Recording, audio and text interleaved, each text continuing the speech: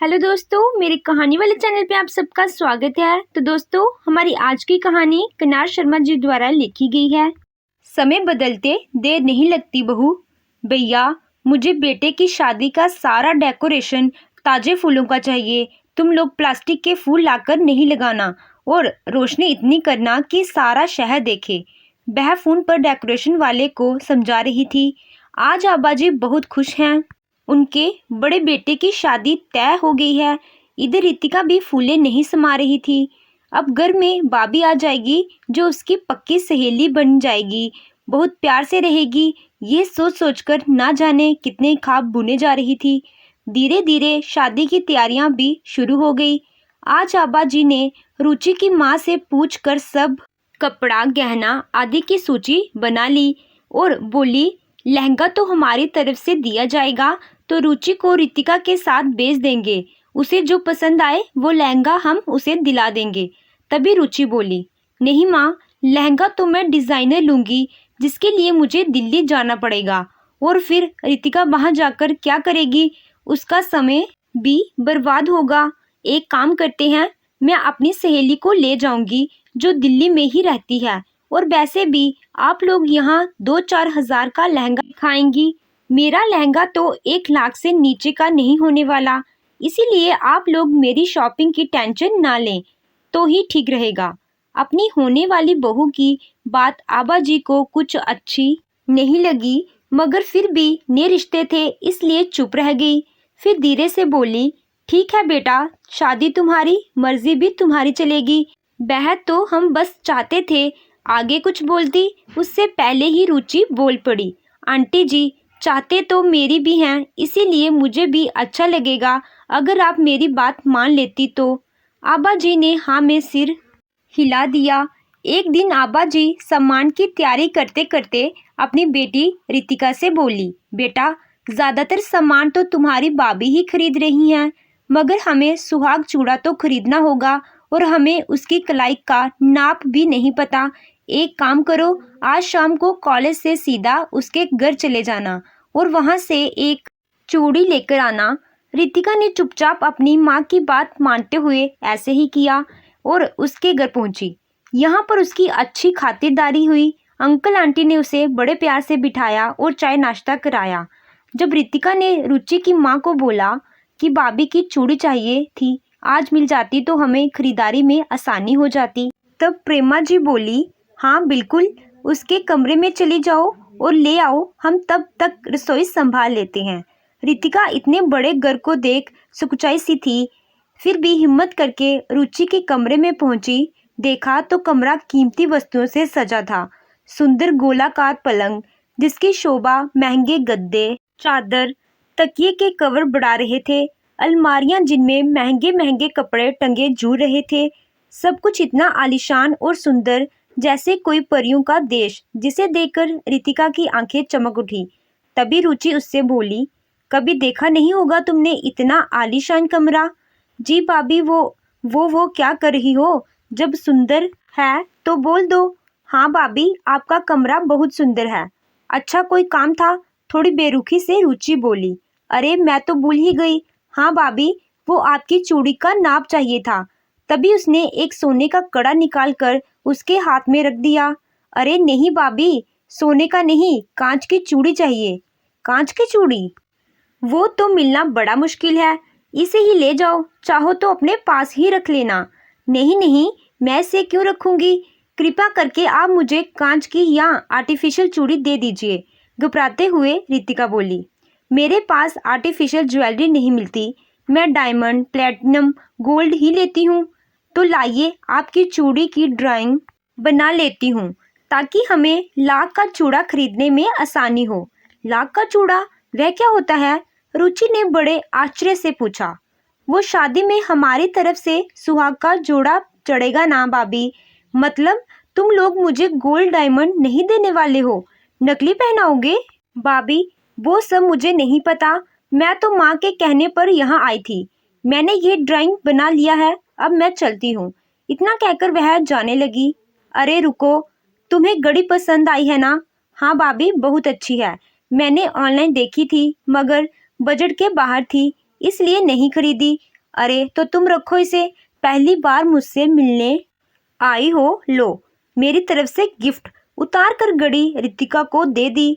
मगर भाभी इतनी महंगी। अब अगर मगर मत करो, मैंने दे दिया तो दे दिया, देने के बाद तो मैं उसके बारे में सोचती भी नहीं, इतराते हुए बोली। ना चाहते हुए भी रितिका घड़ी लेकर चुपचाप अपने घर आ गई और अपनी अलमारी में एक तरफ रख दी, क्योंकि जिस तरीके से वह घड़ी दी गई थी उसमें कहीं से भी मान सम्मान नहीं झलक रहा था। दिखाई दे रहा था तो सिर्फ उड़ाया गया उसकी गरीबी का मजाक। कुछ ही दिनों में बाई की शादी हो गई। सब कुछ ठीक ही चल रहा था और आज आबा जी ने बहू की पहली रसोई का खाना खाने के लिए कुछ लोगों को बुलाया था। तभी आबा जी बोली, जाओ रितिका, अपनी भाभी को बुला कर लाओ। रितिका रुचि के कमरे में पहुंची। दरवाजा खुला हुआ था तो सीधा अंदर आकर वह खड़ी ही हुई थी कि पीछे से रुचि चिल्लाई, रितिका तुम्हारी हिम्मत कैसे हुई बिना पूछे मेरे कमरे में आने की। तभी रितिका बोली, भाभी वो माँ ने आपको नीचे बुलाया है, बस वही बोलने आई थी। तो तुम्हारे हाथ में मेरा ये ब्रेसलेट क्या कर रहा है? वो ज़मीन पर पड़ा था तो मैंने सोचा उठाकर ड्रेसिंग टेबल पर रख दूं। रहने दो, खूब समझती हूँ तुम्हारे बहाने। अगर मुझसे वॉशरूम से निकलने में 2 मिनट और लग जाते तो तुम मेरा कीमती डायमंड का ब्रेसलेट लेकर चंपत हो जाती। नहीं भाभी, आप गलत समझ रही हैं, मेरा ऐसा कोई इरादा नहीं था। मैं तो बस खूब जानती हूँ तुम जैसे लोगों को, जो मौका मिला नहीं तो चीज़ों को हड़प लेते हैं। एक बार तुम्हें अपनी घड़ी क्या दे दी, तुम तो अपना हक ही समझ बैठी। ध्यान से सुनो, वो घड़ी मेरे लिए पुरानी हो चुकी थी। मैं अपनी बाई की बेटी को देने ही वाली थी कि तुम आ गई तो सोचा उसे तो कीमती सामान देती ही रहती हूँ, क्यों ना तुम्हें दिया जाए, आखिर तुम मेरी ननद हो। मगर तुम कभी भी यह मत समझना मैं तुम्हारी भाभी हूँ तो तुम मुझ पर हक जमा लोगी, मेरे सामानों को ननद होने की हैसियत से चुरा लोगी। मैं उन लोगों में से नहीं हूँ जो दब जाएं। जो सही है वह सही है, जो गलत है वह गलत है। यह कमरे में रखा सारा सामान मेरा है, कभी अपना समझने की गलती ना करना, रुचि ने गुस्से से कहा। बेचारी रितिका अपना सा मुंह लेकर किचन में वापस आ गई। क्या हुआ बेटा, तेरी भाभी तैयार हुई या नहीं? उसने सारी बात छुपाते हुए माँ से कहा। हाँ भाभी बस आ रही है। रुचि की शादी कुछ दिन पहले ही हुई है। शादी के तुरंत बाद ही वह हनीमून पर चले गए थे, इसलिए उसकी पहली रसोई अभी तक नहीं हुई थी। तो सोचा क्यों ना बहू से कुछ मीठा बनवा लिया जाए, इसीलिए आबा जी बहू को बुला रही थी। इतने में रुचि भी वहां आ जाती है।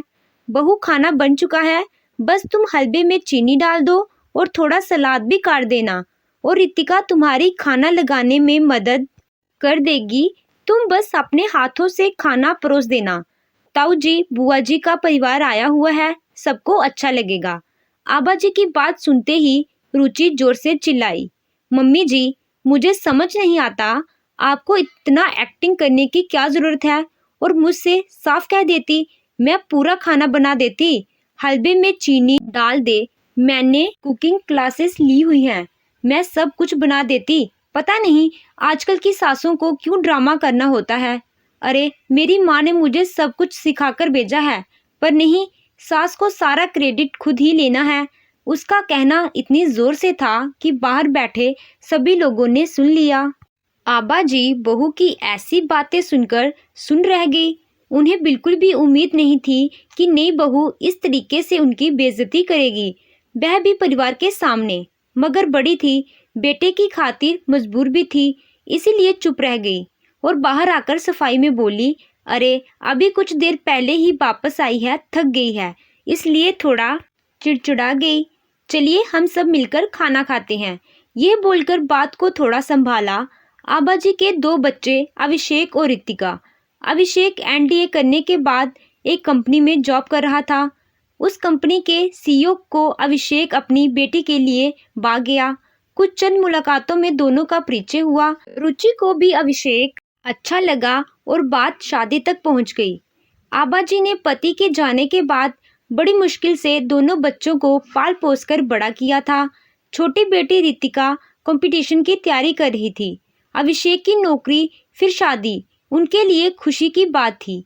एक बार आबा जी ने अभिषेक से कहा भी था, अच्छे से सोच विचार कर शादी का फैसला लेना, क्योंकि रुचि एक रईस खानदान की लड़की है। क्या वह हमारे साथ मध्य वर्गीय जीवन जी पाएगी? क्या तुम उसकी खुशी पूरी कर पाओगे? और क्या वह हमारे परिवार के साथ मिलजुल कर रह पाएगी? अभिषेक ने बोला, माँ, उसकी सोच बहुत ही जमीन से जुड़ी है। जब मैंने उसे यही पूछा तो बोली, ख्वाहिशें तो मेरे पिता ने पूरी कर ही दी हैं। फिर मुझे भी तुम्हारे जैसा पति और परिवार मिलेगा तो मुझे कोई कमी नहीं रहेगी। आबा जी ने जब ऐसी बात सुनी तो खुश हो गई। सोची, लड़की के विचार अच्छे हैं तो हमारे घर में भी अच्छे से रहेगी। खुद भी एक दो बार मिली तो लड़की उन्हें अच्छी लगी। मगर अब कुछ ही दिनों से रुचि के रंग बदले नजर आ रहे थे। हर बात पर जवाब देती है, किसी का लिहाज नहीं करती, जो मन में आता है बोल देती है। सभी सोच रहे थे अमीर घर की लड़की है, परिवार में डलने के लिए वक्त लगेगा। ये सोचकर सब चुप रह जाते, पर रुचि की मनमानी चलती रही। दोनों माँ बेटी उसकी हरकतों से परेशान थी, मगर जाती तो जाती कहाँ, इसलिए चुपचाप जो हो रहा था सहन करती। एक दिन आबा जी को पड़ोस में कीर्तन में जाना था। उन्होंने रितिका को बोला और चुपचाप निकल गई। कुछ देर बाद रितिका की सहेली का फोन आया और दोनों में ग्रुप स्टडी करने की बात तय हो गई। अब रितिका ने रुचि के कमरे में जाकर दरवाजा बजाना ठीक नहीं समझा। पता नहीं किस बात पर भड़क जाए, ये सोचकर वह बाहर से ताला लगाकर चली गई, क्योंकि दरवाजा अंदर से खोला जा सकता था, इसलिए चिंता भी नहीं थी। कुछ देर बाद रुचि ने रितिका को कॉफी बनाने के लिए आवाज लगाई, मगर जवाब न आने पर उसने देखा तो घर में कोई नहीं था। गुस्से से तमतमा कर उसने अभिषेक को फोन लगा दिया। तुम्हारी माँ बहन एक नंबर की बदतमीज हैं, घर में बहू को बंद कर घूमने निकल गई हैं। तुम इसे परिवार कहते हो? वैसे तो बड़ा कहती फिरती हैं, तुम हमारी बेटी हो। अब किसी ने भी मुझे बताना ठीक नहीं समझा, या फिर उन्हें इतनी भी तमीज नहीं है कि बताकर जाएं कहाँ जा रही हैं। अगर मुझे बताकर चली जाती तो मैं पैरों में बेड़ियां थोड़ी ना बांध देती। रुचि की बात सुन अभिषेक बोला, हम सबके पास चाबी रहती है। तुम्हारे आने से पहले हम कहीं भी जाते थे तो चाबी लगाकर चले जाते थे। इसमें कोई बड़ी बात नहीं है। हो सकता है वह तुम्हें डिस्टर्ब नहीं करना चाहती होंगी। बात को संभालते हुए बोला, ये इतनी बड़ी बात है और तुम दोनों को ही सपोर्ट कर रहे हो? मुझे तुमसे ये उम्मीद नहीं थी। गुस्से से ततमाकर बोली, अच्छा, मैं 1 घंटे में घर आ रहा हूँ, तब आराम से बैठकर बातें करेंगे। इतना कहकर अभिषेक ने फोन रख दिया। उसे पता था रुचि को बात का बतंगड़ बनाने की आदत है, जो कि कुछ ही दिनों में उसे समझ में आ गई थी।